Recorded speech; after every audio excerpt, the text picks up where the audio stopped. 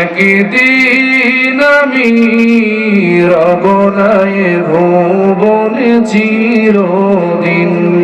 ক্ষমা করে দিও তোমরা আমায়, ভুল করে থাকি যদি কোনদিন।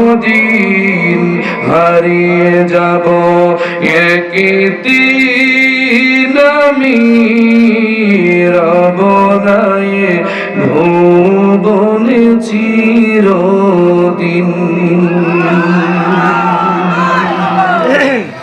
মৌতের কথা একটু স্মরণ করেন ভাই।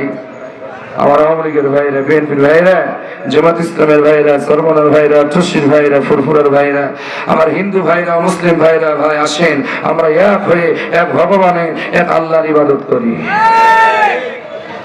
তাকে খুশি না করতে পারলে স্বর্গে যাওয়া যাবে না। যতই পুড়িয়ে আপনি স্বর্গে যাওয়ার ধান্দা করেন না কেন, এটা কোন ধর্মের রীতি হতে পারে? লাশ পোড়ানো, মরার পর লাশ পোড়ানো, এই দলিল যদি আপনারা দিতে পারেন তা আমরা হিন্দু, আমরা পড়বো নাকি? আপনারা একা একা পড়বেন কেন? আমরা পড়বো।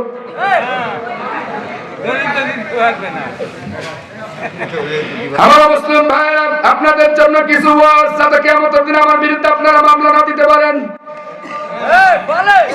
আমি এত সহজে ধরা খাওয়া হুজুর না।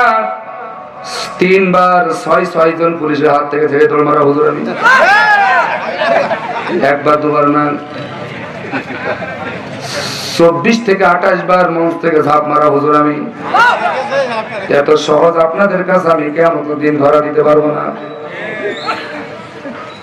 আপনারা বলবেন আল্লাহ, আমরা তো পূজা করতাম, আমরা লাশ পোড়াতাম, ওই যে সালেমানপুরে হুজুর আসছিল কি বাড়ি সাহেবের বিষয়টা আমাদের কিছু বলেন? আমরা তো দাঁড়িয়ে দাঁড়িয়ে চুরি করে ওয়াজ শুনেছি। হুজুররা তো আমাদের বিষয়ে কোনো কথা বলে নাই। কেন বলে নাই? আল্লাহ ওই হুজুরকে এনে তা ওরা যদি বলতো আমরা হয়তো সাবধান হয়ে যেতাম।